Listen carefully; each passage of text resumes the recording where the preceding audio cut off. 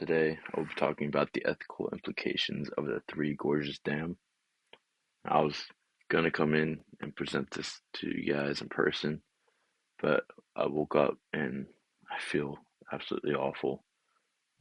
So it kind of threw off my whole game plan here, but I had to call an audible, and now I'm gonna do a video on it and share it with you guys, and um, hopefully it's thought provoking and an interesting topic to you guys.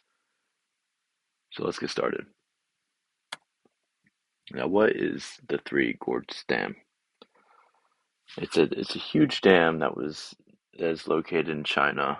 The construction period was uh, the construction started in 1994, ended in 2012, um, but it was operable by 2008. So it's relatively new. This isn't this isn't old technology. This is something that has recently been um, established and put into place, and it's huge. It's the world's largest hydroelectric power station by capacity in the world. Um, what it does, it controls floods, hydroelectric power generation, and improves the river navigation. Now, this video I'm going to show you is just kind of showing a time lapse from before they started building it to where it is now, just a satellite view of just kind of how a little size comparison and how big it's gotten in such a short amount of time. It's kind of amazing.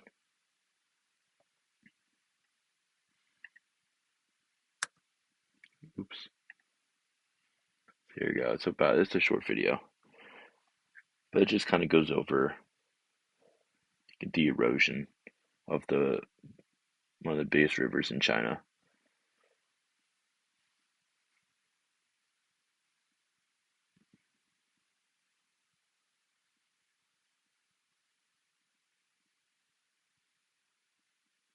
I mean, a huge difference.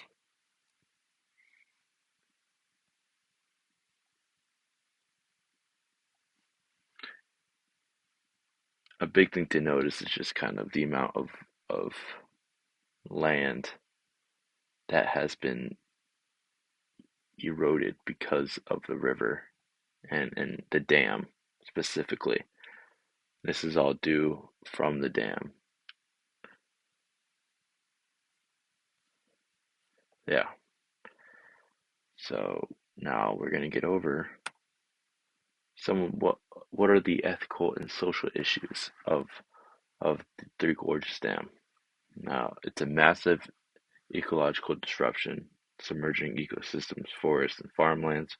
You guys saw in the video just kind of how much land was taken up for this.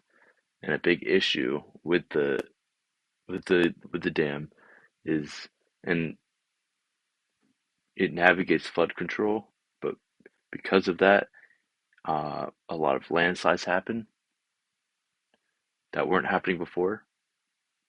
So it's causing a lot of eco harm.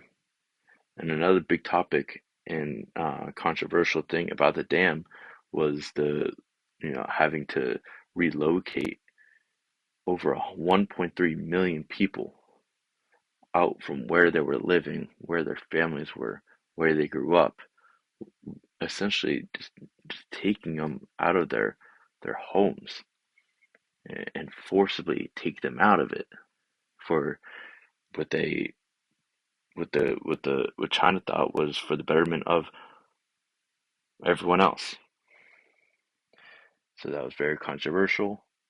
Um, Now it says that a lot of the residents were compensated, but it wasn't nearly as much as they deserved and what was fair. And then water pollution increased due to the industrial waste and sewage trapped in the reservoir. So the water is disgusting. You can see in the picture above, it, it it's not clean water that's going through the dam. So that's another issue is just the water pollution that's being emitted from it, alongside with a lot of temples and relics were lost in their relocation due to the dam. Now, what are the benefits? Renewable energy. It produces about 2% of China's electricity, reducing the reliance on coal. Now, that's big. 2% doesn't sound like a lot, but in China, one of the most densely populated countries in the world, that's a big number. It avoids millions of tons of carbon dioxide emissions annually. Um, Flood control. Historically, the Yangtze River, I have a hard time pronouncing that, Yangtze River, caused deadly floods. The dam has significantly reduced flood risks downstream, protecting lives and infrastructures. Economic development and improved inland shipping and trade via the Yangtze River. And in 2021, the revenue was $22.68 billion, which is the equivalent to 163 billion Chinese yen.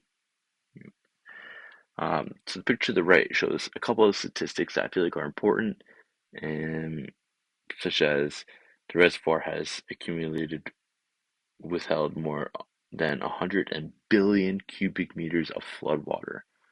That's huge.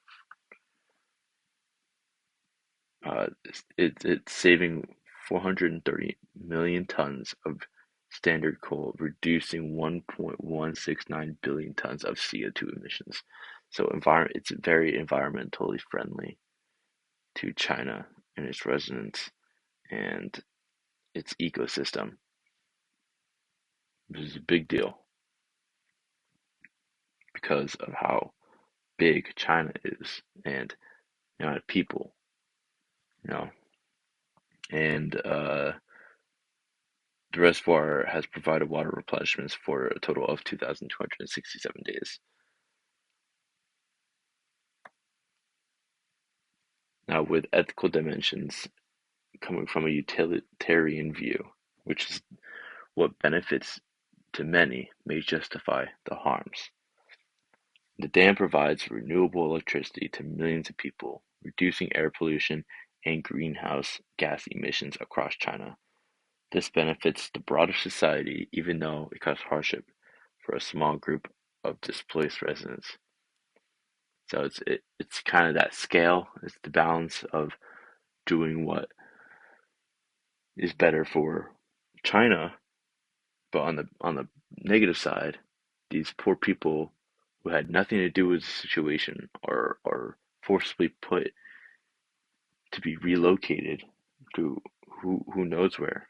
I'm sure they didn't know where at the time, and they're being compensated with next to nothing. So it makes you kind of debate: is it worth it? Is it fair? And what's the right thing to do? And the deontological ethics is duty, rights, and justice, not outcomes. So over 1.3 million individuals were forcibly relocated, often without full consent or fair compensation, like we went over. Many lost ancestral homes, farmland, and cultural heritage. So you're really taking more than their home. You're taking their life. You're taking their lifestyles and their memories, family heirlooms, all that. Now, these are just some ethical questions that I was going to ask the class, but due to, you know, due to concerns, uh, I had to call an audible.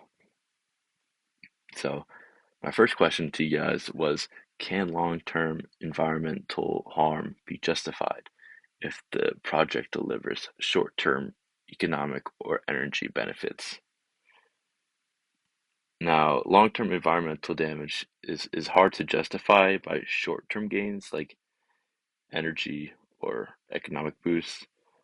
Future generations and ecosystems must be considered. Um, I think it's something that you gotta, it's a big thing to have to worry about. Um, Having to displace the group, the 1.3 million people now, but in the future we could be helping. So I'm just thinking in the thought process of China. The 1.3 million, yes, that's tough. Yes, that's hard to have to do that to those people. But what's gonna have more impact? Doing Having to do that now, or making a decision to go forward with the process and helping so many more people, and not even, you know, short term, but from people for generations going on and on. So I think that's just something that they decided was the more proper thing to do, and they pulled the trigger on it. And then, do the benefits of the dam, clean energy, flood control, truly outweigh the human and environmental costs? Now, while the dam provides clean energy and flood control, the severe human displacement and environmental destruction make it debatable whether benefits are truly the cause, or truly, outweigh the costs. Now, I would have been very interested to hear what you guys think, um, about this question. Whether you guys thought, yes, it's something that they should go forward with, or no, this is something that maybe there could have been another solution to. I would be curious to hear what you guys had to think about this. In my opinion, I think that although it is tough for the people of China, um, I think that building this dam was beneficial to the greater of society. Um, a lot of tough decisions have to be made in the betterment of the good. I think this is just one of them. I think China benefits a lot more in the long term than having to having to make that tough decision, economically and environmentally. I think it just makes sense for China. So those are just my thoughts and, my questions to you guys.